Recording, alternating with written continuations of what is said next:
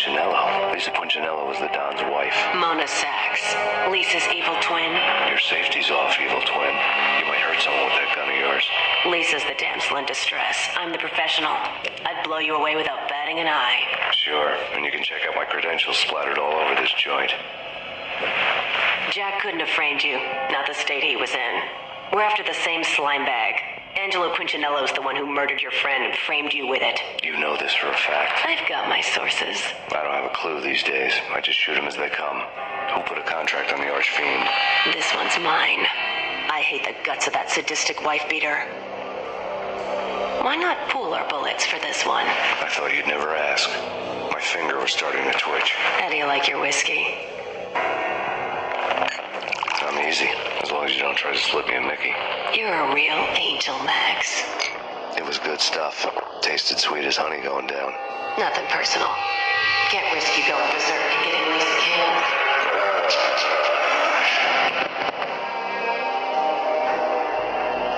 The nightmare was always the same. Violent shapes moving in darkness, old and ugly.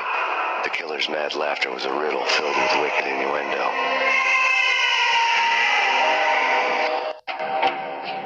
Somewhere, the baby was crying.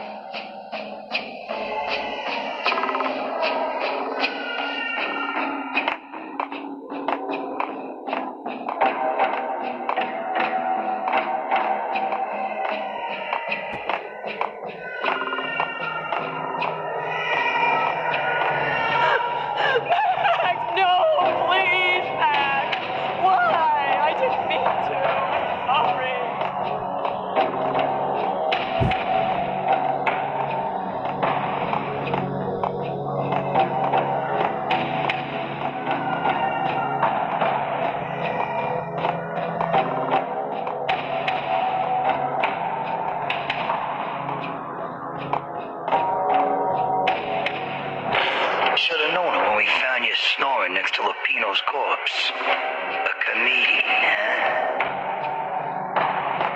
The pictures were filled with good old times. Alex and I had a few moments of glory between us.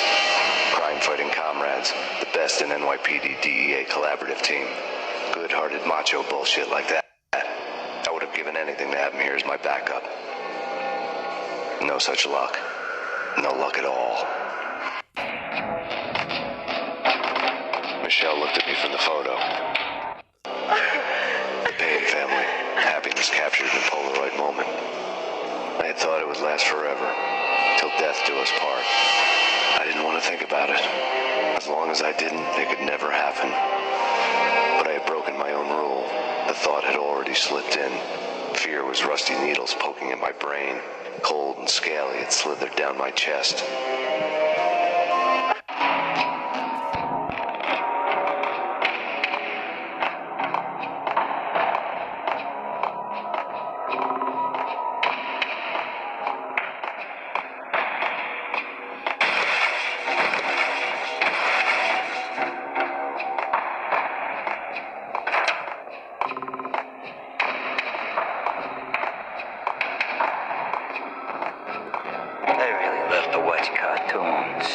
Captain Baseball Bat Boy's my favorite.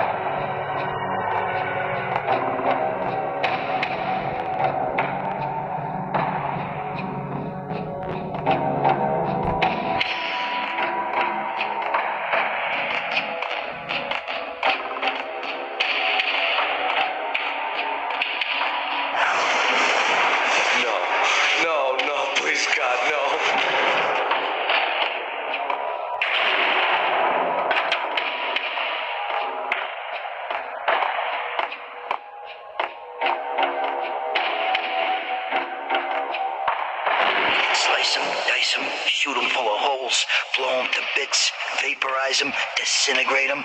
No matter what you do, they'll still be back good as new. Michelle's diary lay on the table. Michelle was working part-time in the district attorney's office. Her diary was open on today's entry, her handwriting all pretty curves. An army dossier found its way to my desk yesterday. Valhalla? Isn't that a Norse myth? Something about Vikings? I tried to tell Max about it, but he was busy, that cute frown on his brow. Guess it's nothing, just a mix-up at the courier service. From now on, I would always find time for her. It was a hollow promise. Too little, too late.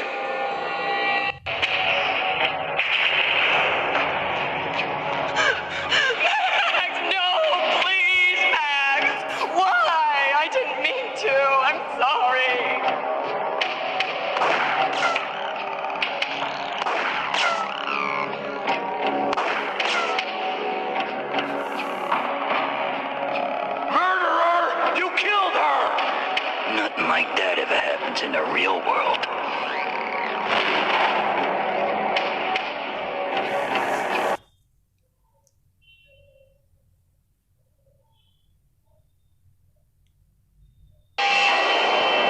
I woke up in a bad dream. My head felt 2 sizes too small for my brain. Max Payne, I envy your name. And the killer was smiling. Pleased to meet you. I'm Frankie the Bat Niagara. Niagara, as in you cry a lot. He had a baseball bat and I was tied to a chair. Pissing him off was the smart thing to do.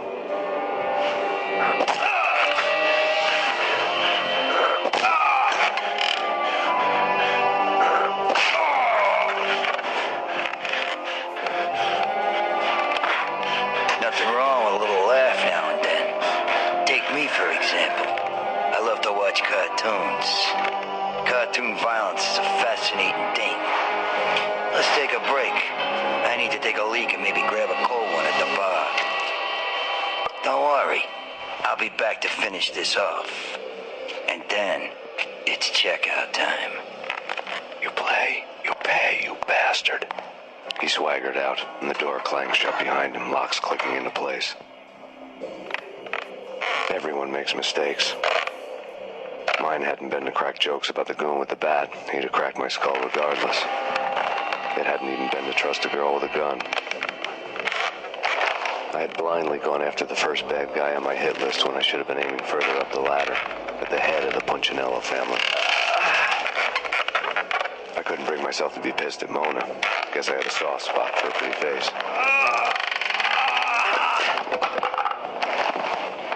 But when somebody decides to play baseball with your head, you tend to get sore. They had dragged me back to the basement of Lupino's hotel. I was beaten, bruised, and blue. I felt like the chair I had broken to get free.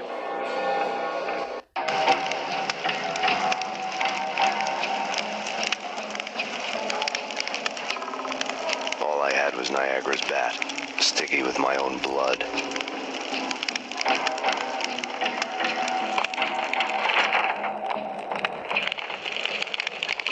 Without a gun, I'd be no match for Frankie's men. I'd have to play hide and seek with them.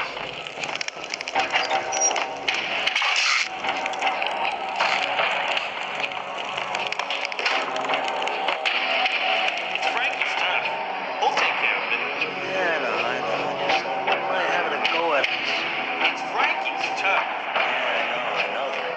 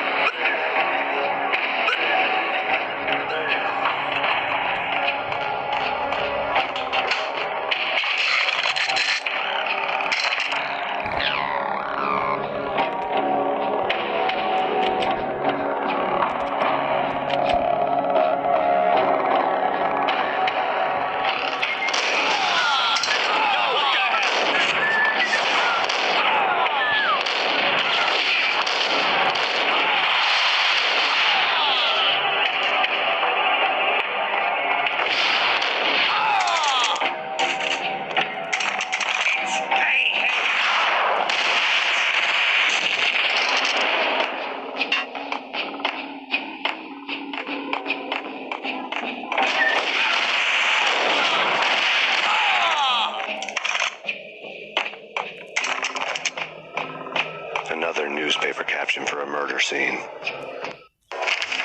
Frankie had left his calling card, a Captain Baseball Bat Boy strip, next to a sewer passage filled with bodies. You'd better not mess with Captain Baseball Bat Boy. Even my archenemy, Bicycle Helmet Girl, swoons at the sight of me. Aha! There were enough corpses to put a mass murderer to shame.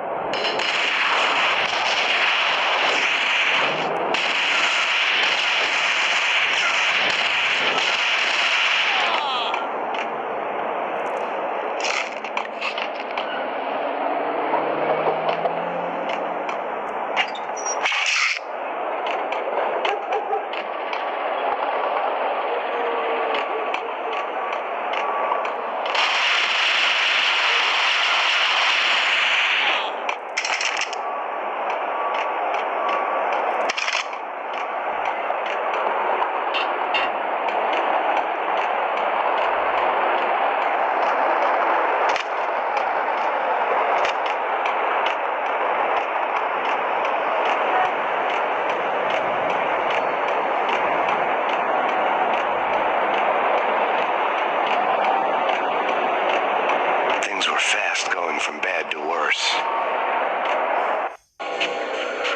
The men in blue had come and gone. They had decorated the place with chalk outlines and tied it together with yellow tape. The cops who had stayed behind were dead. Frankie, his boys, and I had the place all for ourselves. Just forget about it. Just forget about it. Hey, just forget about it. Crazy witch, you should have heard her. She was a real scream when the boys caught her trying to cap the Don. Oh, that's freaking bad. To the trio? That's even worse than what Frankie's doing to that poor bastard downstairs. She's gonna take a long time to die. The mobster muscle on the phone was talking about Mona. Punchinello's trio were nothing but bad news.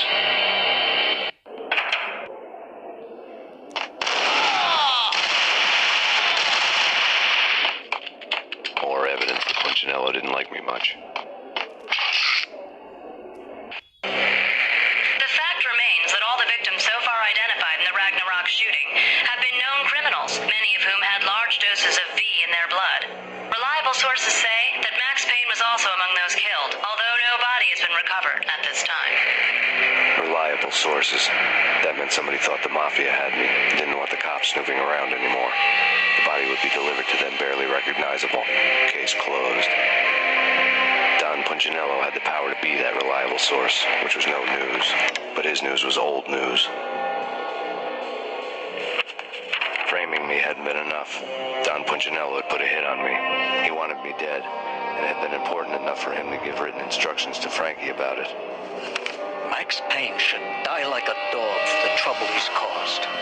Frankie, I know I can trust you to give this matter the dedication it needs.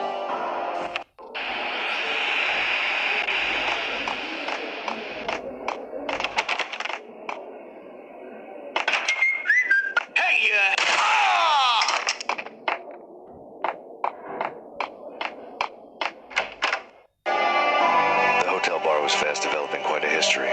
True to his words, Frankie was there, having a beer. Jesus Christ. How the hell did you get loose? Got bored waiting. Thought, what the hell, we could just as well finish this here. Fine by me. This was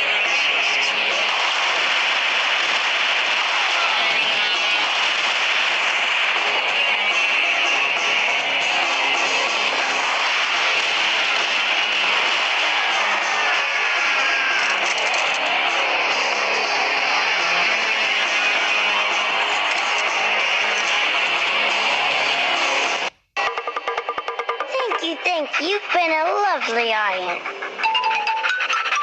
Had enough? I don't criminals anyway. Unfair! I spotted the tail as soon as I left the hotel. A big black Mercedes. I'd seen the car before. That time it had heralded impressive explosions. Vladimir was back. Bang! You're dead, Max Payne. I might have laughed if I remembered how. What's this supposed to be? Cops and robbers? Look, you want something with me? Get in line. Peace, man. Relax.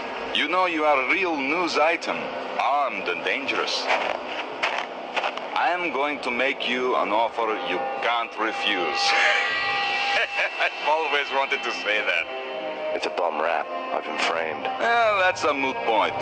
Whatever you did or did not do, I'm sure you had good reason for doing it. Want to hear me out? I'm listening.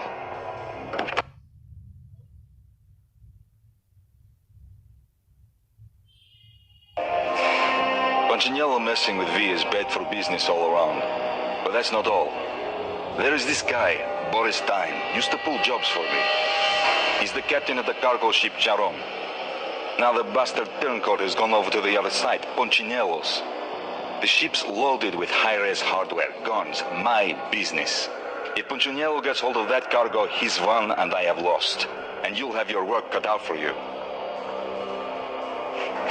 If you want to get to Punchinello, you'll need heavy-duty persuaders. I am just the man to get them for you. Change the ship back under my flag, maybe pop 2 in the Traitor Time's head while you're at it. You'll get enough guns to start the apocalypse. You in or out? Let's get this show on the road. Vladimir was one of those old-time bad guys with honor and morals, which made him almost one of the good guys. None of us was a saint. The Brooklyn riverfront was a maze of rusty containers, sharp-boned cranes looming up from the snowstorm. On a night like this, you couldn't help but think of the dark army of dead men sleeping with the fishes, cement shoes in line. No Minotaur lurked in this labyrinth, but somewhere out there, on the clanking deck of his cargo freighter, the skipper of the Chiron was waiting, like the ferryman of the river Styx.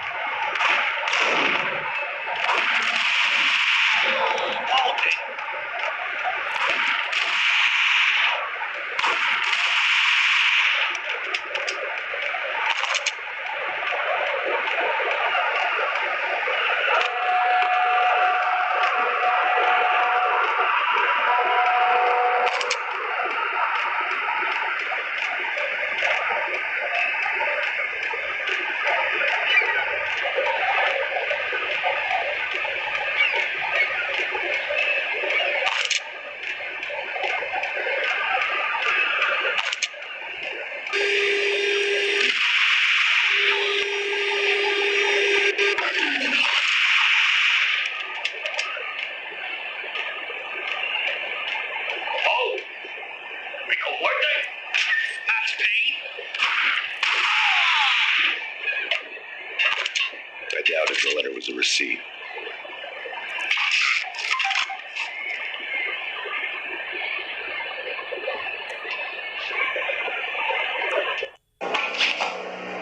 Rico Muerte had come to town to do more than just sort out family troubles. Exhibits number 1, 2, and 3. Briefcase of money, a sniper rifle, and an envelope with one word neatly printed on a folded piece of expensive paper. Mayor. It didn't sound like a mafia contract at all. It was too cold and too to the point.